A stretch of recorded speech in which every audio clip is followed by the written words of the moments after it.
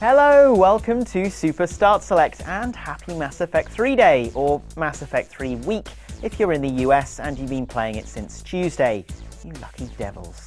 In honour of the launch of the pan-galactic RPG we've all been waiting for, today's show is interactive for the very first time by the power of technology. That's right, when you see one of these symbols, simply tap the screen for a badass renegade interrupt or a saintly paragon intervention in Grand Mass Effect tradition, or don't, your choice. So we've got that going on, but also the news in which we find Deus Ex Human Revolution's gameplay director apologising for his game's boss battles. And unstoppable iOS phenomenon Angry Birds blasting into space. And as always, we've got our favourite comments from the Start Select comments bag. But not before we have a long and complicated chat with the junior T-Boy at Mundanium Studios, the developer behind the tedious upcoming real-time post-office QC. Ow! I mean, we have a look at how dark and sexy witchering RPG The Witcher 2, out in a few weeks for Xbox 360, compares to its fellow fantasy role-playing game Skyrim. First in the news, Angry Birds, the 69p mobile game that sees you flinging pissed-off poultry at sadistic swine, is getting blasted into space. Angry Birds Space is next in the insanely successful iOS and Android series, which has 700 million downloads to date. This spacebound sequel adds a zero-gravity mode and will come complete with 60 playable levels and 6 brand new characters. I have my fingers crossed for penguins, peacocks, and Sesame Street's Big Bird. Developer Rovio has teamed up with formidable space enthusiasts NASA, bringing us the official announcement by none other than Don Pettit on the actual International Space Station, which is in actual space. It seems that NASA space engineers have finally proved the unshakable link between video games and astrophysics, as their very own David Weaver explains. Games are fun and entertaining, but they can also be inspiring and informative. This ongoing collaboration with Rovio and Angry Birds is an exciting way to get people engaged with NASA's missions of exploration and discovery and get students energized about future careers in science and technology. Ergo, if you play video games, you become a fully qualified astronaut. It's not what he said at all. Angry Birds Space will be launching on March 22nd, with a full boxed retail version coming on April 20th. Whoa, look at that. Whoa, all the way down. And I'll see you in line for Spaceman applications. Time for an interesting spot of reflection on one of our favourite games of last year, courtesy of Deus Ex Human Revolution's gameplay director, speaking at that game developers conference we've been banging on about. Hugely contrite, Francois Lapicas has said he is truly sorry for the jarringly difficult and just not very good boss fights in his otherwise basically perfect video game. Word from the GDC Deus Ex post-mortem via Game Informer is that Lapicas says the boss fights were a big part of the game and we should have put more effort into them. I'm truly sorry about that. Next time, we're going to think about it more. He also says playtesters totally raised the issue of the boss fights being a problem, but not to the point where the developer thought it'd be such a big deal. They believed the weapons and ammo found in each battle would compensate for the difficulty level, not predicting we'd all be cowering behind crates, praying our Typhoon power would recharge before we got our faces kicked off. But you live and you learn, and here's to Deus Ex Human Revolution 2 being unspoiled by pain-in-the-ass boss battles. If you're not a PC gamer, the joys of the Witcher fantasy RPGs will have passed you by, but not for much longer. Unless you're a PS3 gamer, which is to say there's a new version of The Witcher 2 Assassins of Kings coming soon to Xbox 360. For newcomers to the Witcher series, you might hear fantasy RPG and think something like Skyrim, but with fewer dragons and more Assassins of Kings. But The Witcher 2 is far from that. These two titles have less in common than you might expect, and that's why you should be excited for The Witcher 2. Isn't that right, voiceover Jane? The Witcher 2 made its debut as a PC title in May 2011, well before all-conquering Skyrim came along, but Polish studio CD Projekt has been readying its game for a second bite of the cherry. An enhanced version for the Xbox 360 with half an hour of new cinematics like this one, and an extra 4 hours of questing is on the way, and still looks pretty tasty squeezed onto a console. In the dev's own words, it resembles the PC version on medium graphic settings. You're looking at it right now. The Xbox 360 version is due in April. It'll arrive in a genre landscape where the fifth Elder Scrolls game now casts a long shadow. But though these fantasy RPGs share a genre and a GameSpot review score, they have less in common than you might expect. My aim here is different. If you fell in love with Skyrim but didn't catch The Witcher 2 on PC, you owe it to yourself to try it this time.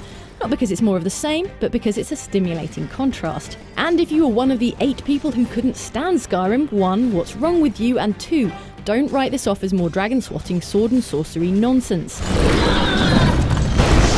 The Witcher 2 has some important differences that might just win you over, of which, here are 5.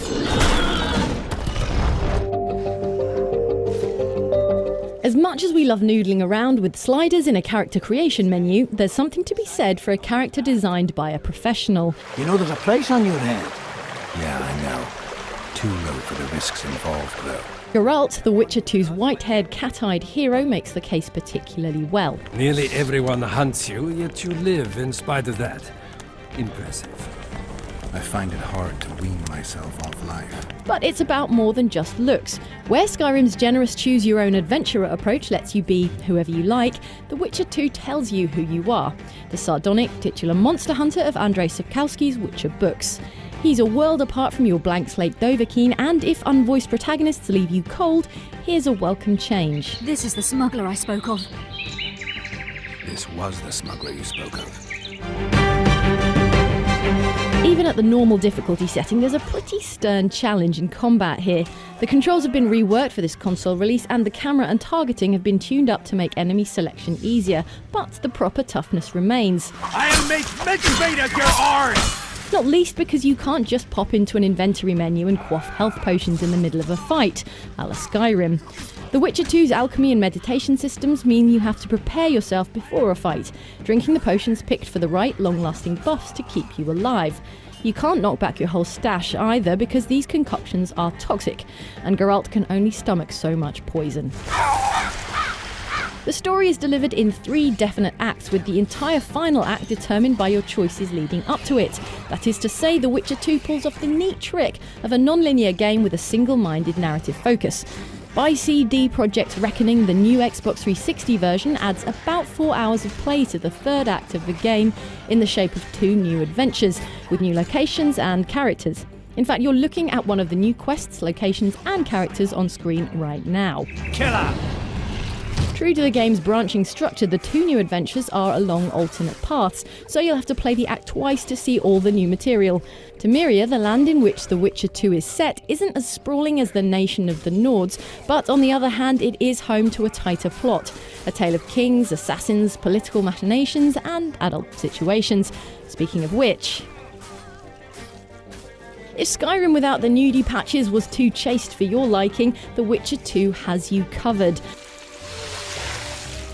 But no one buys a game on just the promise of a handful of steamy cutscenes and painstaking boob modelling, right? So it's not just for those. The Witcher 2 gets the nod. Instead, it's for treating sex like something not outrageously out of place in a grown-up game about grown-ups. Though that's not to say it's not also engineered to be titillating or won't be given disproportionate attention because boobs. Without getting bogged down in definitions of high fantasy and dark fantasy, The Witcher 2 leans into the latter. There's still magic and elves, but if you're looking for Tolkien-style demarcation between the forces of light and darkness, you've come to the wrong video game. With its equally flawed Civil War factions, Skyrim dabbles with some of the same moral ambiguity, but it does also have an evil apocalypse-bringing dragon who eats souls, given the opportunity. With conflict a shade more complex than that, The Witcher 2 will be a nice change of pace. The Witcher 2 is out on 360 on April 17th, and good news PC players, you'll also get all the new Xbox 360 content in a free update. Not too shabby. I am made of your arms! Every day of the working week, we stomp boldly around the internet garden in our big journalism boots, digging up juicy, ripe stories with our news shovels.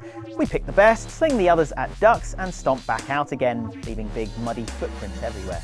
Once we're safely back with the best stories, we peel them, roast them, and serve them up on a bed of greens.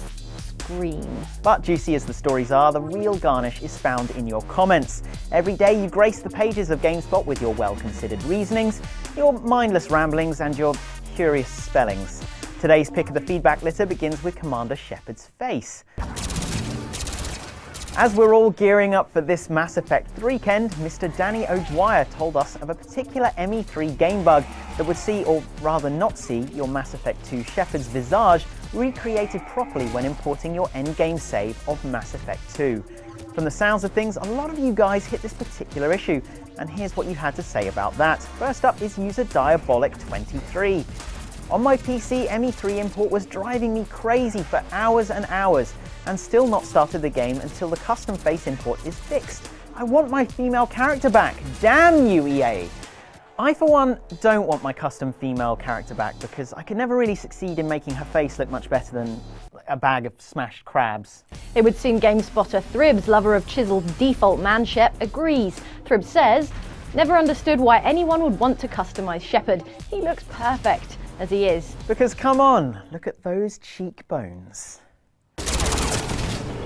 Moving on, presumed zombie hater and Herb fan RE4 Greatest Game thinks this bug is a little too big to have slipped through the quality assurance testing. The funny thing is that they've had 2 years to make the game and test it. Poor development. And wrapping up the matter is GameSpot user Django F76, who finally admits technology and possibly robots will be the death of us all.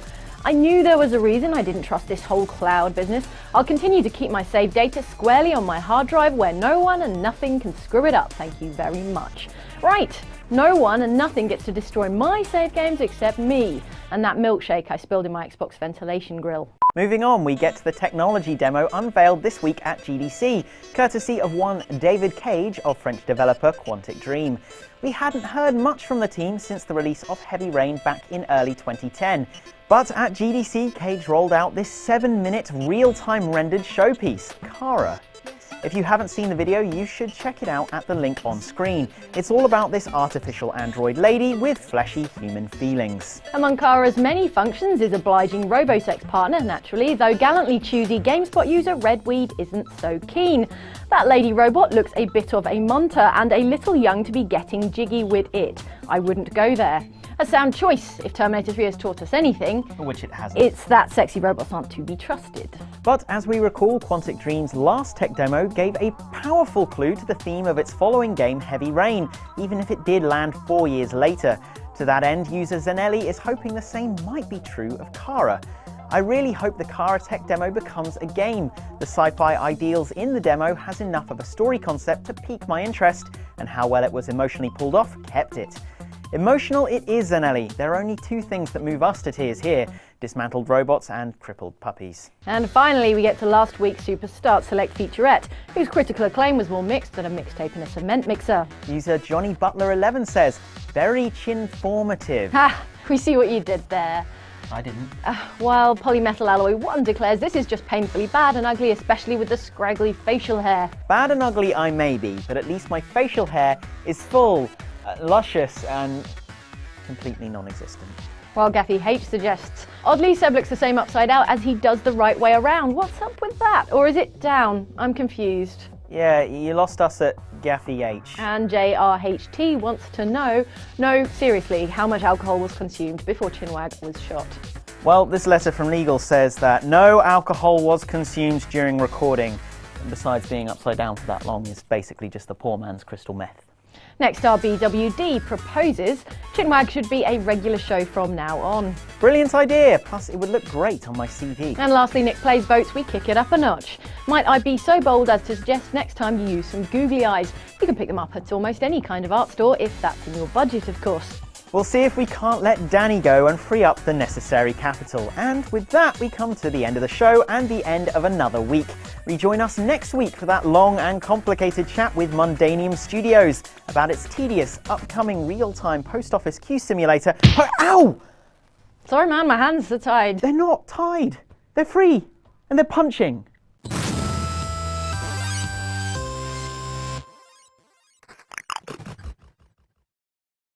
Because come on, look at those cheekbones. That's your chin? Of course. This is why I failed my Of course. Cheekbone. Right here on the face. Alright, oh man. Don't know my own strength. That was pretty good. Yeah. Let's do more of that. No, let's More not. punchy. No. More start select though. Yes. Up here, click away, and for more from GameSpot, up there, click away. Yeah. And I'm gonna. we'll see about those bruises. Yeah, I'm gonna leave this one. All right. Goodbye.